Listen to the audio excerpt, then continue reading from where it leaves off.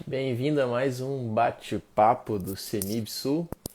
A gente vai falar dessa vez sobre como crescer a sua igreja, ou quais as etapas de crescimento da igreja dos 100 aos 200 membros.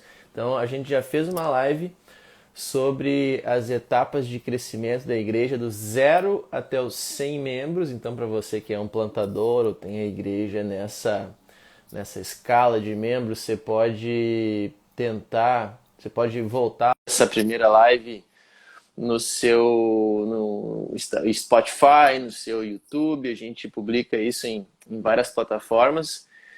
E você também pode acompanhar com a gente agora. Se você tem a igreja maior, né, acima de 100 membros, quais são as etapas, as barreiras de crescimento que você precisa vencer, quais os principais desafios, né, quais os princípios você precisa ter em mente para conseguir fazer a igreja superar a barreira aí dos cento e poucos membros para chegar até os 200. E aí, para conversar com a gente, tá o Matheus Rett aí, ajeitando o enquadramento do celular novo. Junto, não sei se tá dando certo aí, Tá, enquadramento e áudio, porque eu descobri que esses celulares não vêm com fone mais, e esse tipo de ponteira de fone não entra nesses aqui. isso, é tudo Sério. venda casada agora, Matheus. Os caras só vendem Capitalismo, uma cara. entrada, tu tem que comprar adaptador para tudo que tu quiser conectar no celular. Então, o negócio tá assim agora. Capitalismo selvagem. Capitalismo malvadão tá tomando conta aí da tecnologia. Você me escuta bem?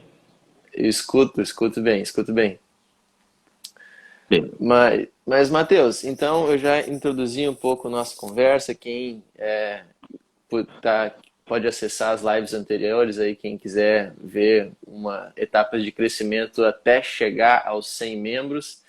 E aqui a gente vai falar dos 100 membros em diante, que é uma barreira que recentemente a Betânia de São Leopoldo, que tu é o pastor-presidente, quebrou dessa barreira. A gente passou dos 100 e depois passou dos 200 agora. Então são desafios que tu já enfrentou e já superou. Então a gente vai comentar um pouco sobre como isso aconteceu.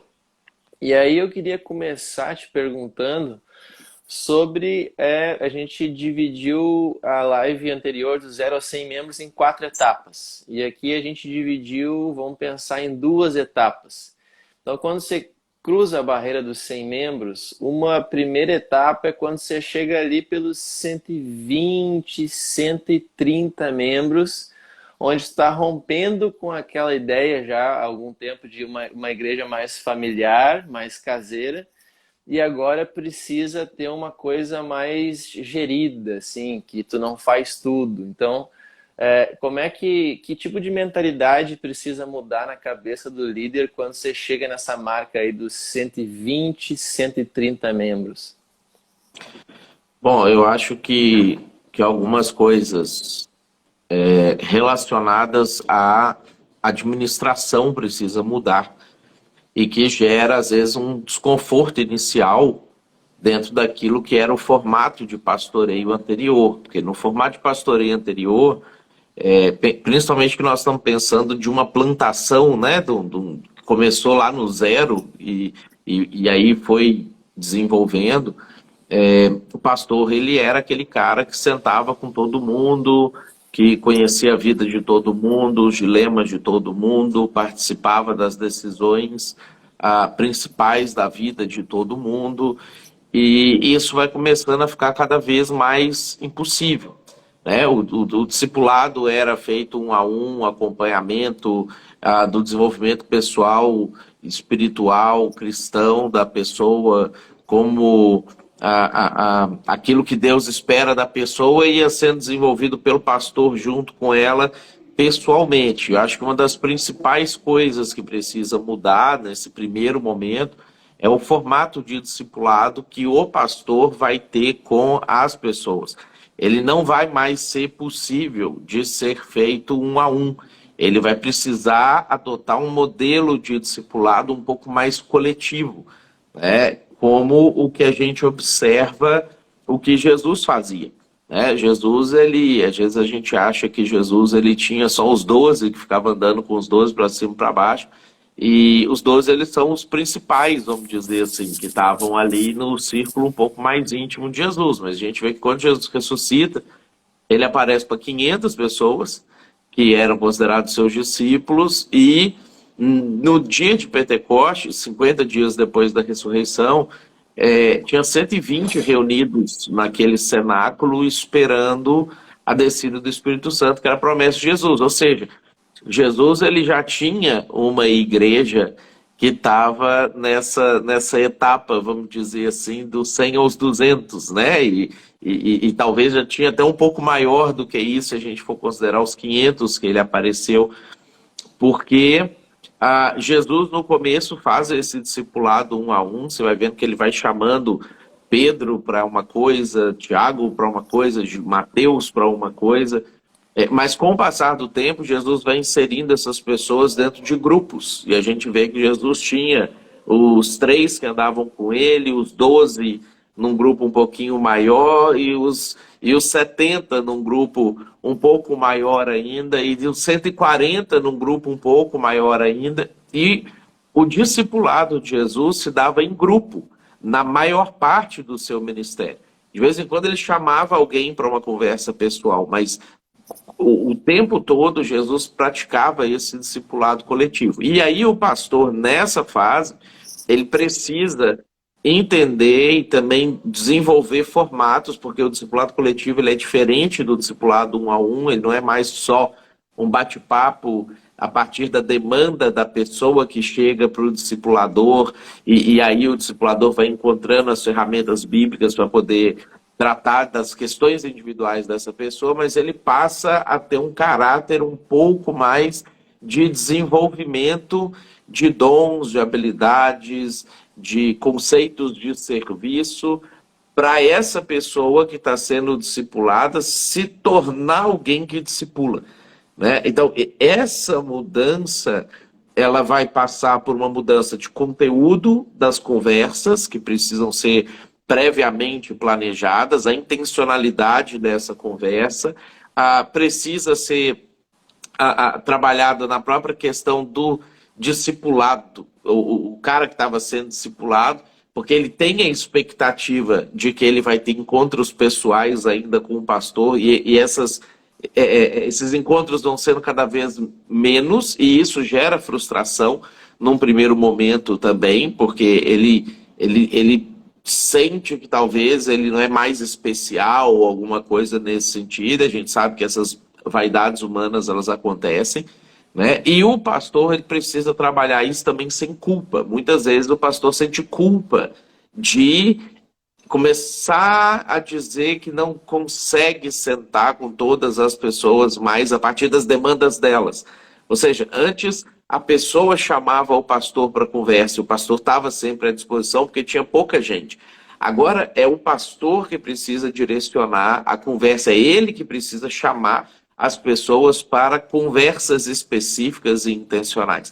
E essa mudança de paradigma ela é um pouco complicada, porque ela também vai demandar habilidades diferentes das habilidades necessárias para a primeira etapa.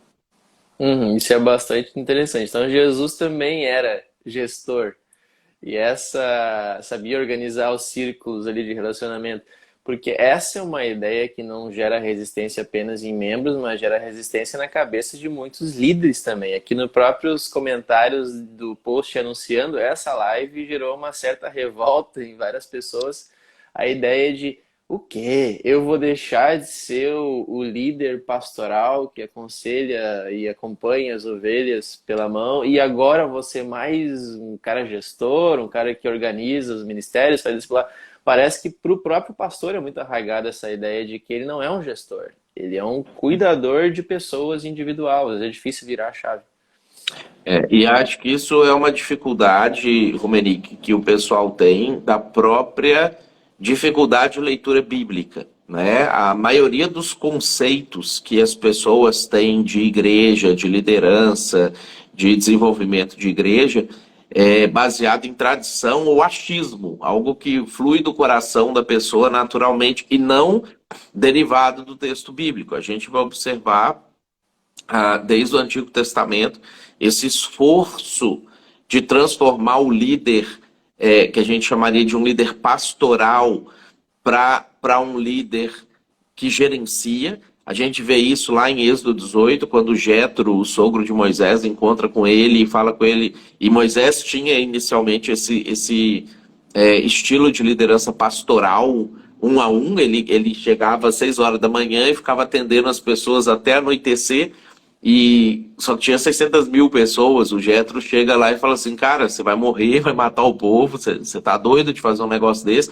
Faz o seguinte: nomeia pessoas que cuidem de 10, de 50, de 100 e de 1000, e você vai atender as demandas mais que ninguém dá conta de atender.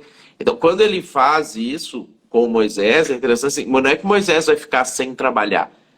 Moisés vai mudar o jeito dele trabalhar para poder cuidar das pessoas que cuidam de 10, de 50, de 100, de 1000. Verificar quem são essas pessoas, qual é o perfil de pessoa para cuidar de 100 e para cuidar de 50, nomear essas pessoas, supervisionar se ele está fazendo um bom trabalho, se aqueles 100 dele estão sendo bem cuidados ou não, se ele colocou um de 10 para cuidar de 100 e aí ele só está cuidando de 10 e 90 estão ficando abandonados. O trabalho muda. E aí a gente perde de perspectiva totalmente. Eu até separei os 2 textos aqui, aquilo que está lá em Romanos, capítulo 12, no versículo, quando ele fala aqui, ó, no versículo 4, ele fala assim, ó: porque assim como num só corpo nós temos muitos membros, mas nem todos os membros têm a mesma função, assim também nós, conquanto muitos, somos um só corpo em Cristo e membros uns dos outros. Aí ele vai começar a citar uma série de dons espirituais, e ali no versículo 8, no meio do versículo 8, ele cita como dom espiritual o que preside, né? Ele cita a presidência. Lá em 1 Coríntios 12, pegar o versículo bem certinho aqui para o pessoal que quer entender isso aqui um pouco mais aprofundado, pensar, quando ele também está falando de dons espirituais, ele chega no versículo 28 e fala assim: a uns estabeleceu Deus na igreja, primeiramente apóstolos, segundo lugar profetas. Aí ele vai citando, aí no finalzinho do versículo 28 ele fala assim, governos. Ele usa essa expressão, eu estou lendo na Revista Atualizada, para poder se referir. O que é esse dom de presidência ou esse dom de governo? Essa capacidade, que é um dom espiritual, e foi dado pelo Espírito Santo para essas pessoas aqui da igreja, de gerir, de administrar, de conseguir presidir, governar a igreja, direcionar estrategicamente, fazer análises, tirar daqui, colocar ali. E é interessante que ele fala sobre esses dons, e também existe o dom de mestre, também existe o dom pastoral. Então, a grande dificuldade que foi criada quando a igreja protestante começou a chamar o cara que está à frente da igreja de pastor, ao invés de chamar ele de presbítero, que é o nome que a Bíblia dava para esse cara, é que começou-se a confundir a função pastoral bíblica, de cuidado pessoal, aconselhamento, acompanhamento, da função de liderar uma igreja. E essas coisas se fundiram. E aí espera-se que o cara que está à frente da igreja faça esse cuidado pastoral.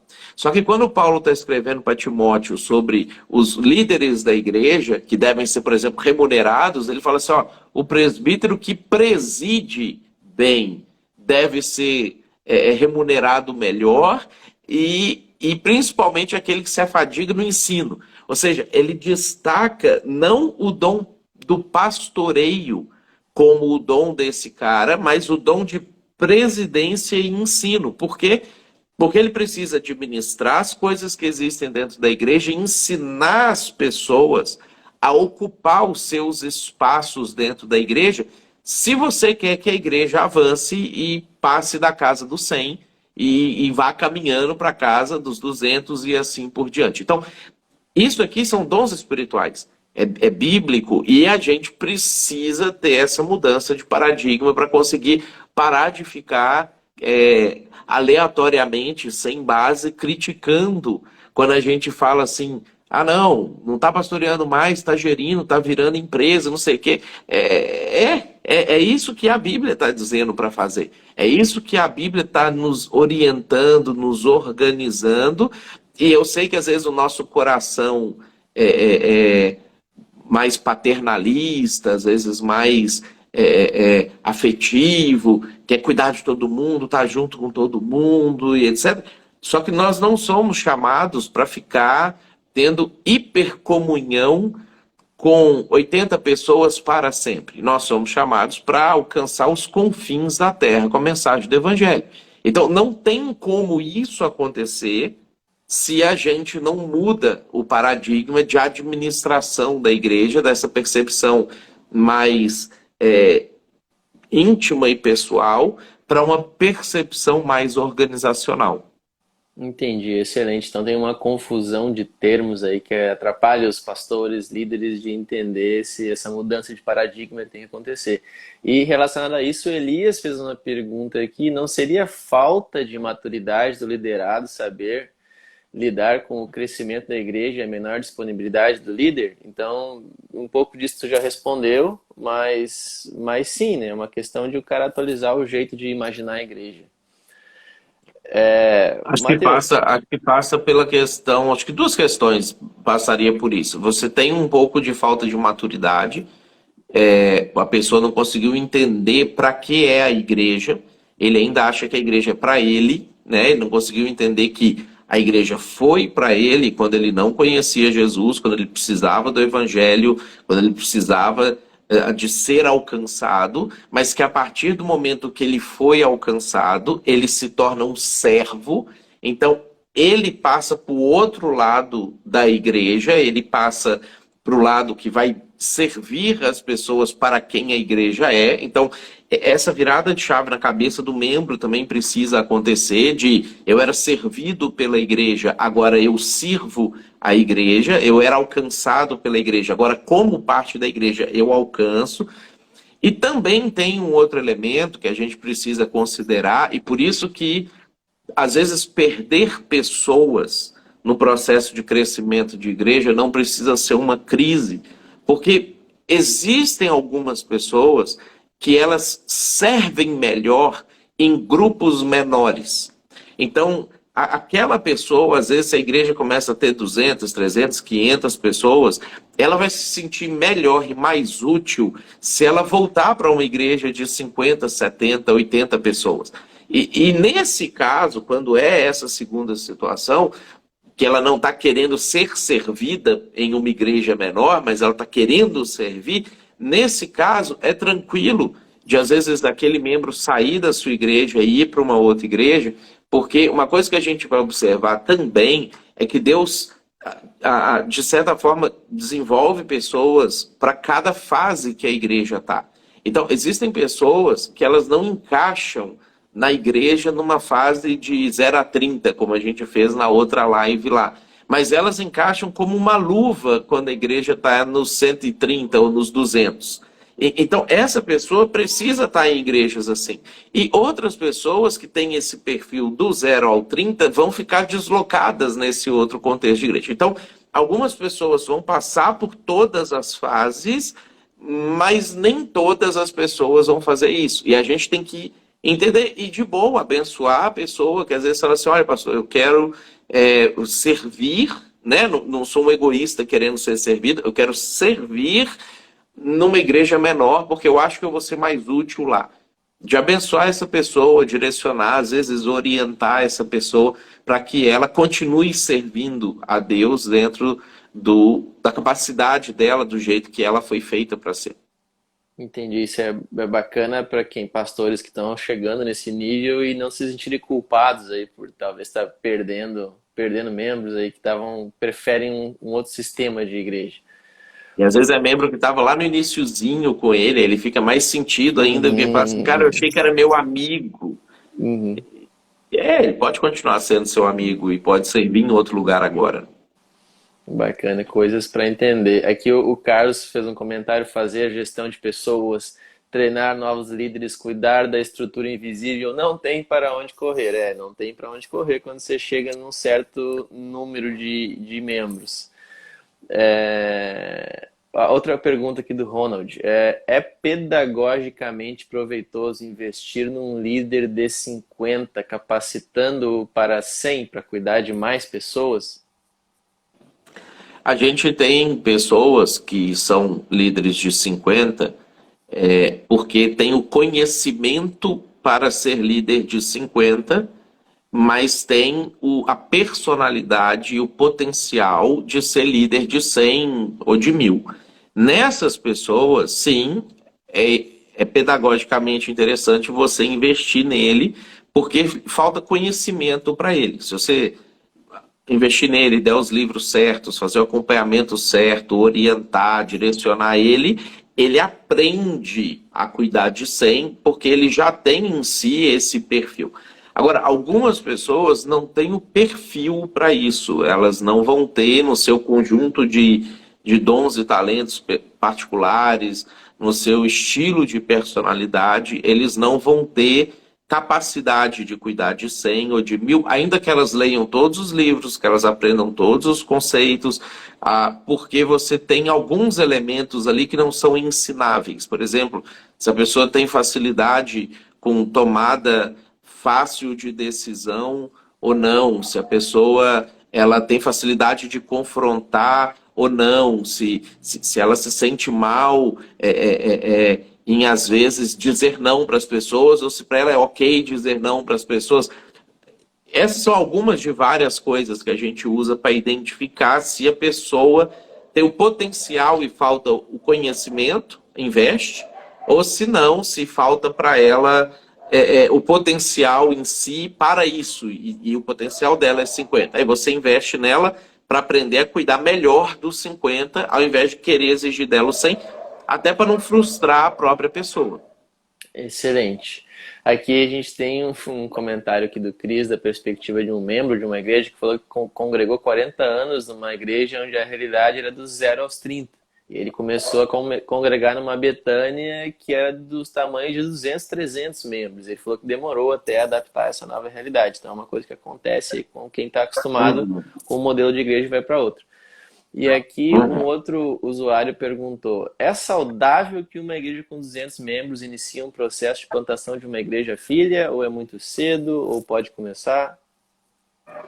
A natureza tá chamando aqui do lado para cachorrada aqui é o horário deles fazerem o alvoroço deles. É saudável, porque assim, uma igreja com 200 membros, habitualmente, ela já tem o que é necessário para uma nova plantação. Ela já tem algum recurso financeiro que permite essa nova plantação, sobrando ali na igreja, ela paga as suas contas, paga as suas necessidades, ela tem algum recurso financeiro sobrando para isso. Normalmente ela tem pessoas duplicadas nos ministérios, então ela pode já enviar, ter uma pessoa, vamos dizer assim, na música, na igreja local, e pode ter um outro músico de boa qualidade também sendo enviado para o local da plantação ao mesmo tempo.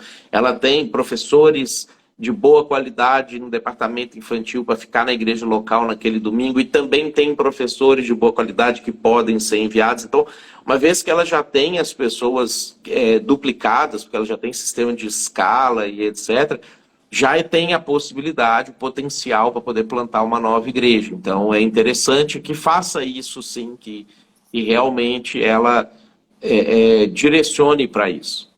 Bacana. E aí, lembrando o pessoal aí que tá, pastores que estão assistindo essa live e curtindo, a gente vai ter uma live de mentoria, uma videoconferência com o Matheus Rett via Google Meet, aí não importa o tamanho da sua igreja, você vai poder tirar suas dúvidas, né, online, ao vivo aí com o Matheus, fazer as suas perguntas e identificar as barreiras de crescimento da sua igreja. Se você quiser saber mais, vai no link na nossa bio aqui, você consegue entrar no nosso grupo de WhatsApp, onde a gente vai disponibilizar lá o link dessa videoconferência. Então, fica aí a dica, corre ali para o nosso link que vai ser no iniciozinho de novembro. Mas, Matheus, estava falando sobre líderes. Quando a gente chega na barreira, a gente ultrapassa aí os 120, 130, chega ali pelos 170, 180, a gente intensifica essa necessidade de sistemas, de sistematizar como é que a igreja funciona. Você não vai ser mais nem o líder do líder de grupo pequeno, mas você vai ser o líder dos líderes de grupos caseiros. Você vai criando uma estrutura, um sistema. Então, quais as barreiras e os desafios para quando o cara chega ali pelos 170, 180 e tem que sistematizar mais a igreja? Ele vai precisar, como você falou, ter líderes autônomos em todos os ministérios, aonde o pastor principal já não é presente mais e às vezes ele não participa de nada da execução ou daquilo que está acontecendo ali dentro. Então, nesse momento, é que a gente precisa, quem assistiu a primeira live vai lembrar que do 0 ao 30 a gente falou sobre a necessidade de centralização, né, do pastor ser centralizador. O plantador de igreja precisa saber ser centralizador, ele não pode ser delegador no início. Aqui agora a situação se inverte completamente. Nesse momento, ele precisa saber delegar e saber delegar em todas as etapas do que é você delegar. Você entregar a tarefa para a pessoa, observar como é que ela faz, você dar poder para a pessoa, verificar como a pessoa lida com esse poder, e aí você dá visibilidade para a pessoa, e aí uma vez que você chegou nesse ponto com a pessoa e verificou que a pessoa está bem, você dá autonomia para a pessoa, ou seja, você não participa mais dos processos decisórios dessa pessoa com os seus liderados abaixo. Você participa de planejamentos estratégicos com essa pessoa. Então, ao invés de você estar delegando e supervisionando em si, você passa a sentar com a pessoa para organizar assim, tá, como é que você vai chegar nesse alvo aqui? Como é que você vai atingir esses objetivos? Bom, quantas reuniões no ano você vai ter? O que você vai falar nessas reuniões? Qual o planejamento que você vai ter para agregar novas pessoas no seu ministério? E aí você dá diretrizes gerais para a pessoa, mas confia nessa pessoa de que ela vai executar aquilo que está acontecendo, e a administração ou feedback disso ali vai ser só por relatórios. Então não vai ser mais por observação pessoal. Do 100 ao 130, 140, ainda daria para fazer observações pessoais daquilo que a pessoa está fazendo. Você manda ela liderar um grupo, mas você vai lá no grupo. Você coloca ela para liderar o louvor, mas você vai na reunião do louvor. Você põe ela para liderar o departamento infantil. Só que agora não. Agora você não vai participar mais das reuniões. Então, como você vai saber? Você vai precisar criar um sistema de relatórios que seja eficaz, que seja objetivo, que não seja só encheção de linguiça para o pessoal ficar lá preenchendo coisa que não tem sentido, que te dê essa informação para você conseguir sentar num dia, analisar os relatórios e, a partir das discrepâncias dos relatórios, você marcar suas reuniões com os líderes para analisar aquilo que brilhou no relatório como algo que precisa ser resolvido, né? Tudo aquilo que tiver bom no relatório, que tiver funcionando, tiver dando certo, você só vai celebrar com a pessoa, comemorar com a pessoa, você não precisa ficar se metendo naquilo ali, né? E ajuda a pessoa a desenvolver aquilo ali. Porque muitas vezes na transição dos 100 para os 200, né, dos 130 para os 180, quando você está nessa mudança de paradigma, você também vai verificar que alguns líderes não fazem a transição junto com você. E aí você vai entender isso a partir dos relatórios, as conversas pessoais e às vezes verificar a necessidade de mudança de liderança para uma pessoa que tenha essa perspectiva de liderança mais ampla, menos microgerencial, né? E aí, de novo, não é que a pessoa é ruim, a pessoa é boa, às vezes a pessoa é fantástica, mas ela não faz a transição, por alguma razão. Falta de conhecimento, falta de tempo, falta de perfil pessoal para deixar de ser capitão de 50 e virar capitão de 100. E aí você vai precisar, às vezes, fazer a troca. O que também dói no coração do pastor, e muitas igrejas trancam nesse momento aqui, porque o pastor começa a ficar com pena de fazer essas mudanças estruturais, porque é amigo dele, é a pessoa que cresceu junto, é a pessoa que se dedicou, parece que você vai ser ingrato por tudo aquilo que a pessoa fez, e aí, meio que por tempo de serviço, de casa, você vai deixando aquela pessoa liderar aquele ministério que trancou o desenvolvimento, né? Mesmo que você tenha pessoas que poderiam fazer aquilo melhor. E aí, essa percepção de é o meu amigo que está ali, ou são pessoas que estão deixando de ser alcançadas porque essa pessoa está ali, é que você vai diferenciar, às vezes, na própria personalidade, tá? Líderes que conseguem ser líderes de 100 e de 1000 e os que não conseguem. Porque alguns simplesmente não vão dar conta, vão se sentir muito mal, vão se sentir traidores, vão se sentir falta de caráter, falta de ética, vão entrar em crise se fizerem esse tipo de coisa, porque não compreendem a necessidade de mudança de paradigma de administração. Entendi. Importante ter isso em mente nessa transição. Aqui o Carlos comentou que falta iniciativa dos líderes de maior porte para abrir os bastidores das grandes igrejas, porque isso acrescenta no reino, né? Entender esses processos que a gente está comentando aqui, às vezes a pessoa não está mapeada essas etapas que ela tem que enfrentar, e daí ela sente essas dores que você está comentando aí de ter que trocar de líderes e tal, e isso aqui é interessante a gente antecipar esses passos, né? Outra pergunta que veio é: quando é aconselhável que o líder da igreja passe para a integralidade no ministério para dar mais apoio e cuidado ao gerenciamento da igreja? Tipo, tempo integral, imagino que ele esteja falando disso. O ideal é que seja desde o início.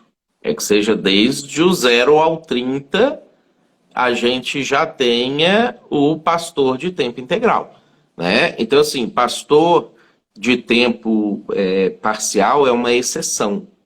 A regra deveria ser o tempo integral, porque ele precisa estudar, ele precisa orar, ele precisa focar nas pessoas, ele precisa pensar estrategicamente. O trabalho, ele precisa aconselhar, ele precisa pregar, ele precisa dar o estudo. O trabalho é muito amplo, né? Então, uma jornada normal de um pastor, já do 0 ao 30, já é uma jornada tranquila. Se ele é um pastor trabalhador, né? Aqueles que Paulo fala que tem que ganhar dobrado lá, porque se afadiga no ministério, ele é tranquilamente uma jornada de 8 horas de trabalho diárias, tranquilamente, né? Então, o ideal é isso. Agora, nem sempre o ideal acontece, por conta principalmente da própria questão financeira da igreja. Às vezes a igreja não tem uma igreja mãe, não tem um suporte, não tem uma parceria para poder sustentar o desenvolvimento da igreja. Então, nesses casos, a bivocacionalidade se torna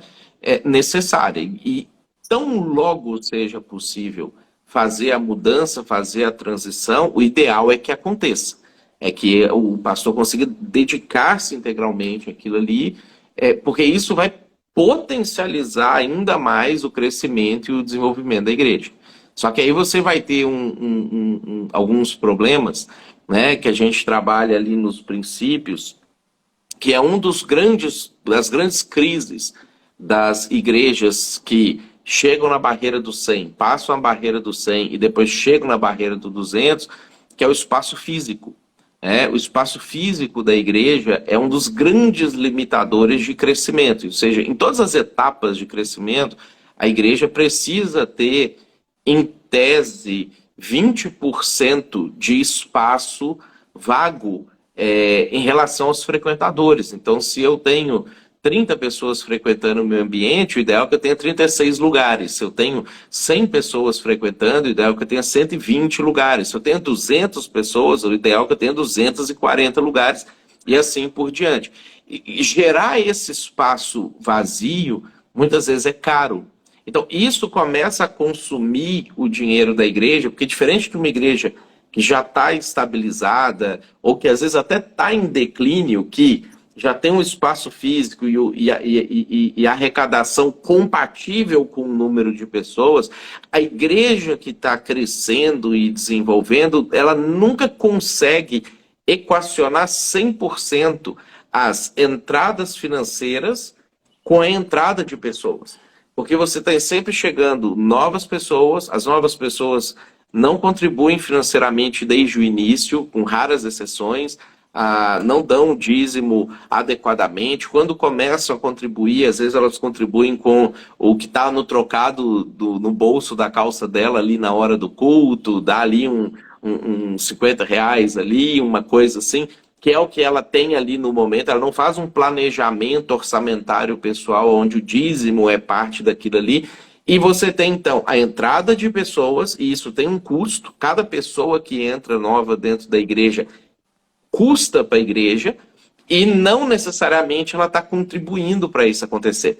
Então, os que já estão, eles estão contribuindo por si e pelos que estão chegando, e essa conta, às vezes, ela é difícil de fechar, porque você precisa estar gerando mais espaço físico para mais pessoas continuarem chegando e você não travar o crescimento e o avanço da igreja. Então, se você trava, por exemplo, você fala assim, não, vou chegar em 200 e não vou ampliar meu espaço físico, a sua igreja chega em 200 membros, chega em 200 pessoas, com o passar do tempo, essas pessoas vão amadurecer, então elas vão passar a contribuir, você vai chegar no equilíbrio financeiro, vai chegar um momento que vai estar sobrando bastante dinheiro, a igreja vai estar guardando dinheiro, fazendo investimento, e o pastor vai estar ganhando o salário dele integral, vai estar sendo remunerado para cuidar daquelas pessoas. Só que quando você fez isso aqui, você vai entrar numa crise e a igreja vai precisar de revitalização. Só que isso não acontece na hora que você percebe. Porque quando esse equilíbrio acontece, você se sente bem. Você acha assim, nossa, que maravilha, minha igreja agora chegou num número bacana, está arrecadando compatível com o número, estou conseguindo pagar todas as contas muito bem, está sobrando um dinheirinho para a gente investir, não sei o quê. Só que isso já significa que a balança começou a pesar para o lado do declínio, né? Então, isso impede muitas vezes o pastor se tornar de tempo integral, porque se está crescendo, está sempre faltando um pouco mais de dinheiro para a estrutura que precisa para a continuação do crescimento. E aí é difícil você fazer esse equilíbrio sem mudanças bruscas que podem eventualmente quebrar a igreja. Entendi. É fácil cair então na tentação de acomodar e perder de vista sempre essa mentalidade de crescimento, crescimento, crescimento. Uhum. O Márcio fez uma pergunta aqui: se faz necessário uma nova reforma, se é bíblico essas mudanças que a gente está comentando aqui, o que aprisiona a igreja de aceitar essa mentalidade de crescimento que a gente está comentando aqui e ficar com essa ideia de igreja pequena?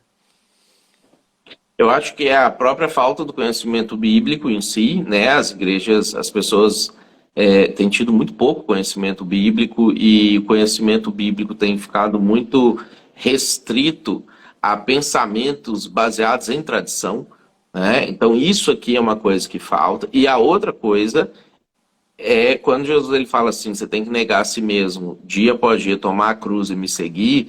Ele não está falando só de não cometer aqueles pecados escabrosos que a igreja normalmente condena, né? Não está falando só de o cara, sei lá, não ir para pornografia, o cara não trair a mulher dele, o cara não roubar a empresa dele. Ele também está falando, e talvez muito ele está falando, dessa disposição de você negar a si mesmo na igreja, de você entender que a igreja não é para você. E isso, porque isso demanda muita energia, isso muitas vezes exaure a pessoa. Então, é muito mais confortável eu ter essa teologia de espiritualoide, né, de que não, vamos orar, não sei o que, e Deus vai fazer, e aí eu não faço nada, porque aí eu não preciso ficar me desgastando, eu não preciso conhecer pessoas novas, eu não preciso enfrentar novos dilemas, eu preciso me preparar mais, eu posso só fazer o feijão com arroz acostumado ali, do que entender também que eu tenho que me negar e eu tenho que estar sempre em desconforto para que a coisa funcione, porque a ideia de tomar a cruz e seguir, ela está me falando de um desconforto constante.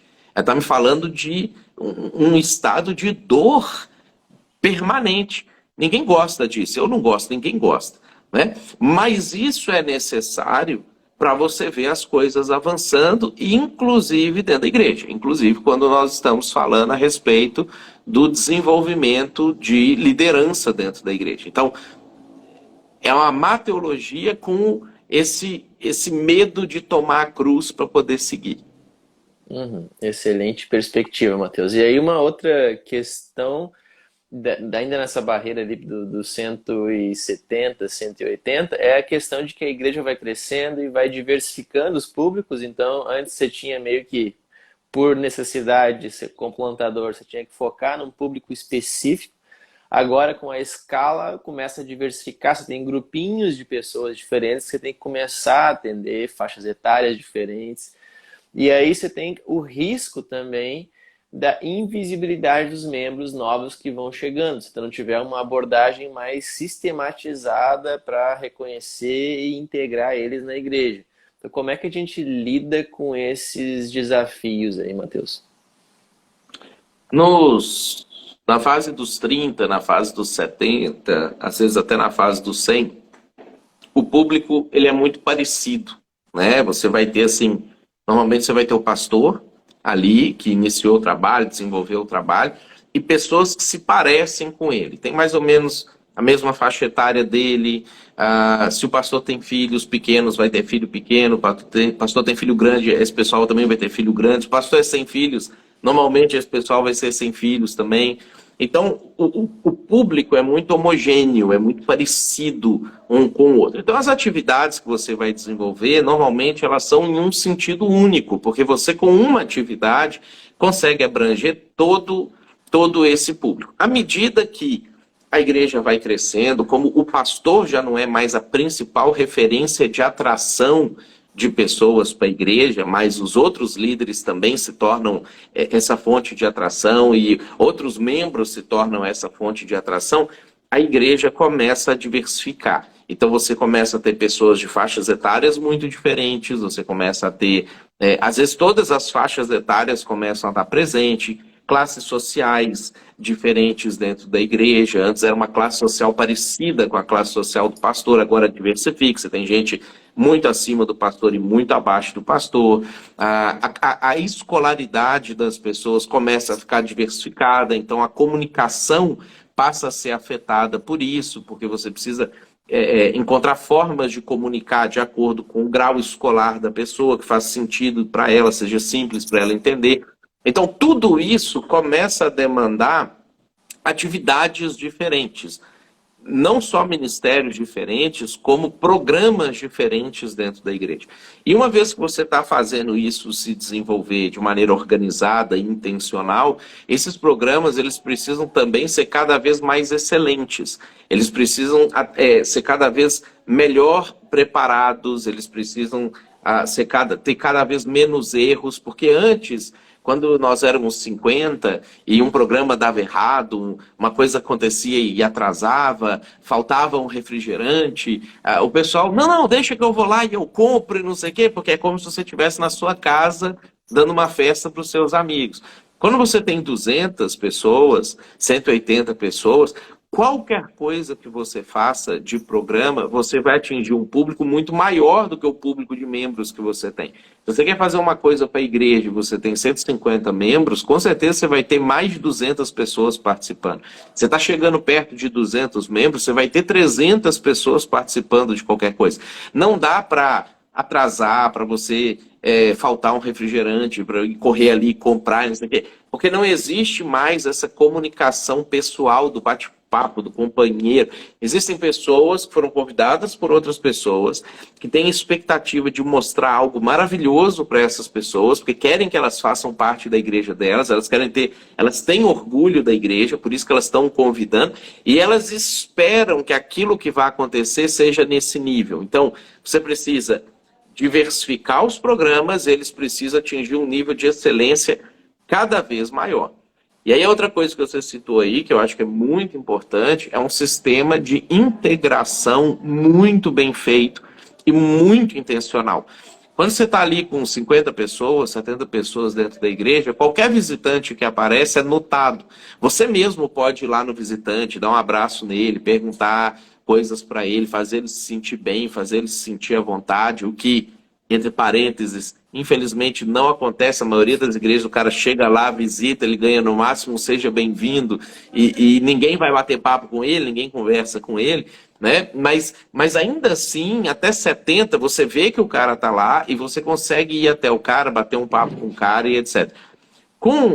Até porque com 70 pessoas, você tem uma média de uns 3 a 5 visitantes só por domingo. Quando você está chegando em 180 pessoas, 200 pessoas, você passa a ter uma média de 30 a 40 visitantes por domingo. Você não consegue mais conversar com esses visitantes. Então, para que eles não sejam invisíveis dentro da igreja, você precisa ter um grupo muito bem preparado, bem orientado, de pessoas simpáticas, pessoas que conversam, pessoas que têm um olhar perceptivo, que vá encontrar essas pessoas intencionalmente, que estão visitando a igreja. Então, normalmente, a gente sugere, oferece um brinde para a pessoa, oferece alguma coisa que ela possa levar também, para você facilitar essa conversa, para você iniciar com ela o bate-papo, para você mostrar que você não está querendo tomar coisas dela, porque a pessoa tem isso na cabeça quando ela vai na igreja, né? A igreja está querendo me tomar alguma coisa. Não, a igreja quer te dar alguma coisa. Então, se você não faz isso intencionalmente, os visitantes ficam invisíveis, e aí o cara tem que fazer um esforço muito grande para ele fazer parte da sua igreja, que não é o objetivo. A gente quer que seja fácil para a pessoa fazer parte da igreja e se unir à igreja. Sim, nesse negócio de recepcionar visitantes, o cara até faz o pior do que deixar o cara invisível, que é tocar aquela musiquinha e mandar todos os membros irem lá e cumprimentar o cara no início do culto, que era uma coisa que eu já frequentei uma igreja grande de 500 membros e tinha isso, assim, então o cara ficava mais desconfortável ainda com essa exposição. Aham, aham. Matheus, uma outra questão, você está falando de qualidade de eventos, né? Uma outra área que precisa profissionalizar, quando a igreja vai ganhando escala, é a parte da comunicação e comunicação interna também, né? O pastor só dá aqueles recados ali no início do culto, já não supre a demanda de todo mundo estar informado sobre as atividades que a igreja vai ter. Então, tu poderia comentar um pouco sobre essa necessidade da profissionalização da comunicação? Uhum. No início, de novo, como todo mundo é amigo, às vezes o próprio pastor passa o WhatsApp para as pessoas, lembrando, você tem um grupo com a igreja toda, você falou ali no culto, no domingo, você continuou batendo papo com as pessoas durante a semana, e as pessoas sabem o que está acontecendo na igreja, elas entendem todas as programações da igreja, como é que funciona, os ministérios, como é que funcionam, os eventos, as atividades, e tem um comportamento caseiro, né? A pessoa vai lá e pronto. Quando a igreja vai chegando nesse patamar, passando ali os 170, essa barreira ali, chegando nos 200, passando os 200, você precisa encontrar formas mais eficazes de fazer a comunicação, inclusive porque as pessoas dentro da igreja já começam a se separar por nichos. Elas já não conseguem participar de todos os eventos da igreja. Então elas precisam saber o que vai ter para mim. Para você não ter uma pessoa que, sei lá, precisava de uma atividade para os jovens, daqui a pouco participando do evento das mulheres e perdendo o tempo que teria de participar do evento feito de forma customizada para ela, né?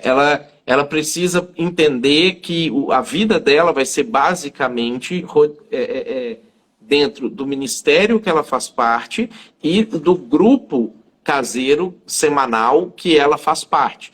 Então, ela não é mais parte da igreja como um todo.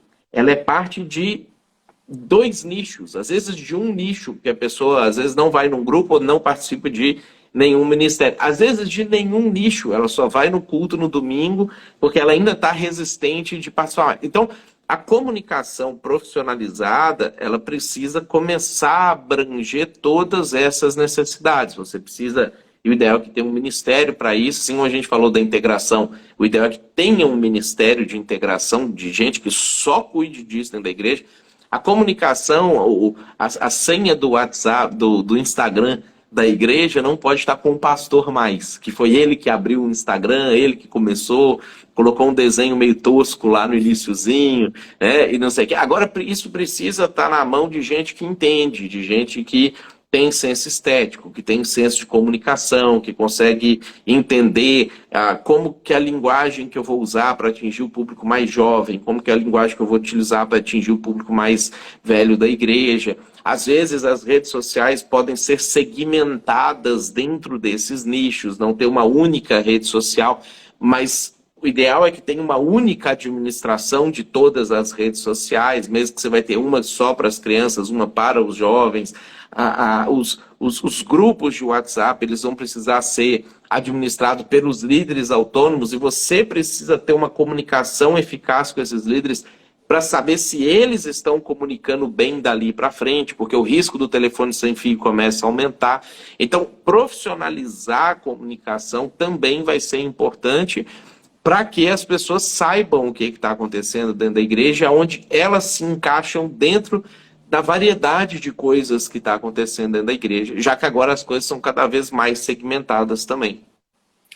Ótimo, Matheus. E por fim, vem a questão do número de cultos, né? Você tem ali até um certo número, fazer 2 cultos é meio estranho, porque ficaria um pingado de gente em cada culto.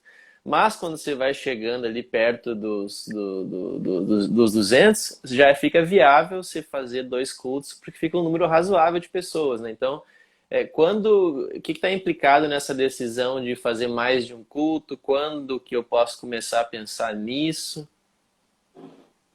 Se você, às vezes, tinha, sei lá, 30 pessoas na igreja e você tem um culto com 50 pessoas presentes, isso é uma alegria muito grande. A sensação de igreja cheia, e você tem um espaço que fica totalmente preenchido e não sei o quê, isso dá a sensação nas pessoas de que as coisas estão dando certo, o louvor fica empolgante, o momento da mensagem fica mais receptivo e as coisas funcionam. Se você tem um grupo de 100 pessoas e você faz um culto que 50 pessoas participam, a sensação das pessoas é que tem alguma coisa errada. Alguma coisa não está dando certo, o louvor fica mais para baixo, a mensagem parece que vai ficar um pouco mais estranha.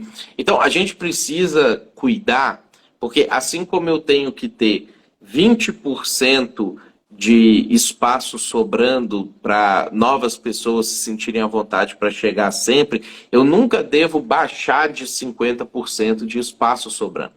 Então, essa análise a gente precisa fazer de acordo com o espaço que a gente está. Se você já fez um culto para 150, para 200 pessoas, e de repente você divide e faz um culto para 60 pessoas, isso vai gerar uma sensação muito ruim. Então, a análise que vai precisar ser feita nesses casos de um segundo culto eu já tenho pessoas suficientes que mesmo que eu divida, a sensação não vai ser uma sensação de esvaziamento, uma sensação de uma coisa pequena, de uma coisa... Porque do 30 para o 50 é bom, do 100 para o 50 é ruim. Então essa é a análise do cálculo que o pastor vai ter que fazer e também descobrir, né? Eu lembro uma vez quando a gente tentou fazer um culto à noite e um culto de manhã, o desastre que foi o culto da noite. No começo a gente tinha umas 70 pessoas frequentando o culto da noite e umas 40 no culto da manhã. Aí eu pensei assim, não, maravilha, isso aí dá assim, mas que o da manhã está desfalcado. Mas o culto da manhã era muito chato, era difícil, a música mais lenta. Aí as pessoas que tentaram ir no culto da manhã, vagarosamente começaram a migrar de novo para o da noite. Elas começaram a pensar assim, não, a noite é um pouco mais animado, tem mais gente. Daqui a pouco a gente estava reunindo 15 pessoas de manhã e o culto da noite lotado de novo, né? Então, a gente precisa com muito cuidado, e isso não é só com base em pesquisa, porque as pessoas preenchem coisas que elas não fazem. Com muito cuidado, você precisa analisar, de fato, quais ambientes e horários as pessoas estão dispostas a frequentar, para que então você parta para um segundo culto. E o ideal, quando você está nessa fase de desenvolvimento da igreja, se você tiver 800 membros, 1.000 membros, mas que não faz diferença nenhuma. Mas quando você está nessa fase de desenvolvimento dos 100 aos 200, o ideal é que os dois cultos sejam iguais, que seja a mesma banda tocando, que seja a mesma palavra pregada em um, pregada no outro, para que as pessoas não fiquem escolhendo o culto com base em eu prefiro esse pregador, eu prefiro esses músicos aqui, eu prefiro esse jeito de ser aqui. Né? Depois que a igreja cresce bastante, não faz diferença que as pessoas vão pelo horário que lhes é mais conveniente, que você tem um fluxo muito grande de pessoas. Entendi, Matheus. E aí, para a gente encerrar, porque já está no nosso horário, aí, repetindo, se você está gostando desse bate-papo, já está se ligando, assim, fazendo conexões de desafios e barreiras de crescimento na sua própria igreja, quiser ter uma mentoria mais próxima e direta aí com o Matheus, vai no link da nossa bio, que tem lá um grupo de WhatsApp onde você vai ter o link de uma videoconferência onde você vai poder, né, conversar com o Matheus, né, pessoalmente aí online sobre os desafios de crescimento específicos da sua igreja e ter aí um feedback de como enfrentar eles. Então, no link da nossa bio tá lá como você faz para participar. Mas para encerrar, Matheus, a pergunta aqui do usuário Morelli Adams: como não perder a motivação quando desafios como esses que a gente está falando, que o líder tem que se capacitar em diversas áreas, parecem maiores do que a nossa capacidade de resolução? Para a gente encerrar com essa pergunta. Eu acho que a gente precisa, primeiro, ter muita clareza no que Deus nos chamou para fazer, né? O que Ele nos vocacionou, porque Ele não vai pedir de nós algo que esteja além do que é a nossa capacidade. Obviamente, Deus também não nos chama para o conforto, Ele sempre nos chama para o limite. A gente, se está andando belezinha com Deus, é sempre no limite, a coisa é sempre, existe um nível de pressão saudável que vai estar sobre o pastor, mas a gente precisa ter essa clareza. Eu sou capitão de quantos? Então, e isso é parte também de uma autoavaliação, isso também pode ser feito com acompanhamento, com mentoria e etc., da pessoa entender. Então, por exemplo, eu vejo às vezes pessoas que são excelentes iniciadores, e é muito bom quando você consegue pegar essa pessoa e colocar ela ao longo da vida ministerial dela em vários lugares, porque ela inicia vários trabalhos, por mais que ela não dá conta às vezes de desenvolver a coisa para mais de 50, mais de 100, mais de 200. Então, quando a igreja entende isso e consegue usar as pessoas dentro dos seus dons, a pessoa não fica desmotivada, porque ela está sempre vendo o resultado e fruto daquilo que ela está fazendo. Uma segunda coisa, né, uma vez que você identificou que você é o capitão de 100, mas a coisa não está passando de 50, é entender que alguns solos são um pouco mais difíceis do que outros. E a gente precisa tomar cuidado com a comparação. Às vezes você fica comparando a sua igreja com outra igreja, o desenvolvimento da sua igreja com o desenvolvimento de outra igreja, que está maior do que o seu, ou mais acelerado que o seu, e isso começa a fazer com que você se sinta mal, sendo que os múltiplos fatores de desenvolvimento daquela igreja não estão necessariamente presentes na sua igreja. Existe um conjunto enorme de fatores que precisa estar presente para a igreja desenvolver. Então, algumas igrejas, meio que elas, pelo conjunto de pessoas que está ali, já tem isso tudo ali e ela vai rápido. Outras, você precisa desenvolver cada um desses fatores, então ela vai ir mais devagar pelo período necessário para o desenvolvimento. Então, compreender o solo que você está, o ambiente que você tem, o núcleo, o grupo de pessoas que você tem. E que às vezes Deus te chamou para desenvolver aquelas pessoas, não para ter o ministério do outro, também vai evitar que você caia em desânimo, que você caia nessa frustração. E terceiro, caminhar junto com alguém, né? Pastor não pode caminhar sozinho, embora isso é o que acontece na maioria das vezes. O pastor sente que não, eu que sei meus problemas, eu que sei o que está acontecendo, ninguém me entende, ninguém vai ser capaz de me ajudar e etc. Isso é um troço que o diabo às vezes coloca na cabeça do pastor. O pastor não pode caminhar sozinho, ele precisa ter um parceiro de ministério, ter um mentor, ter alguém com quem ele vai compartilhar aquilo que ele está vivendo. Às vezes ele vai conseguir desenvolver isso dentro da própria igreja dele, mas às vezes não, ele vai ter que procurar isso fora, mas ele tem que procurar, tem que estar na agenda dele, que ele precisa separar tempo para estar e compartilhar com outra pessoa que possa auxiliar ele e ele não caminhar sozinho. Entendi, Matheus. Foi muito bom esse bate-papo. Ainda teve perguntas que a gente não teve tempo de responder, mas para esses, a gente de novo tem essa videoconferência de mentoria. Vai ali no nosso grupo no WhatsApp, no nossa bio tem o link. E o Leno Anunciar comentou aqui: proponho vocês falarem sobre o crescimento de 600 a 1.000 membros. Percebi que é tão difícil quanto o início. Então, quando a gente chegar lá, Leno, aí A a gente gente faz, faz. a gente faz É, essa live. o próximo Então, vamos fazer dos 200 aos 300, a gente vai indo devagar. isso, vamos um degrau de cada vez. Mas, Matheus, e pessoal que comentou aí, muito obrigado. Obrigado aí por ter compartilhado esse conhecimento, essas etapas. Eu tenho certeza de que vai ajudar muita gente. E isso aqui vai ser republicado depois no YouTube, no Spotify, se você quiser reassistir, consultar algum ponto que ficou para trás. Então, Matheus, obrigado. Não sei se tem alguma palavra final antes de a gente encerrar. Eu acho que a gente tem que duas coisas, duas palavras finais. Vamos entender a Bíblia, entender que a Bíblia nos chama a gerir a igreja e pastorear também, mas não somente, né? E a outra coisa, não anda sozinho, caminha com alguém. Isso aí, Matheus. Então, com essas palavras a gente encerra então. Obrigado, pessoal, e até a próxima. Valeu!